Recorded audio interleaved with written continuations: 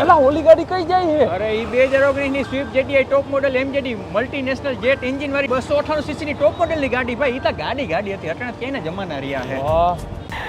આ આગળની ગાડી ગઈ તને શું લાગે ડીઝલ છે કે પેટ્રોલ છે?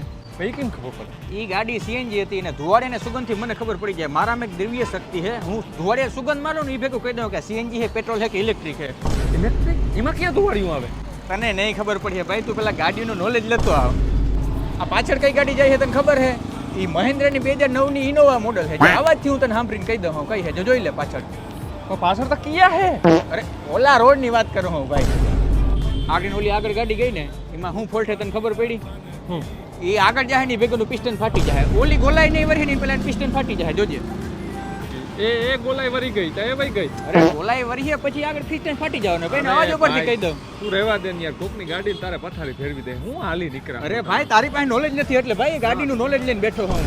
મોટા મારે કાલ સવારમાં હે ને ગેરેજે મારી ગાડી દેખાડવા જાવી જોઈએ યાર. કંઈક અલગ પ્રકારનો અવાજ કાઢે છે. અરે ભાઈ આ રહ્યો હું હરતું ફરતું ઘરે તે કાલ તારી ગાડી હબાવની ભગાડી હતી એમાં એનું ધોવાડિયું ફાટી ગયું એટલે હવે અલગ અવાજ કાઢે એમાં બીજું કઈ હે નહીં. ભગાડવાથી ધુવાડિયું કેમ ફાટી જાય? અરે ભાઈ BS6 ગાડી હે તારી, એમાં આવા પ્રોબ્લેમ બહુ આવે હે ભાઈ. તું માન નહીં આમાં આરી અમારી તું ભાઈ તું બંધ થઈ જા ભાઈ, બંધ.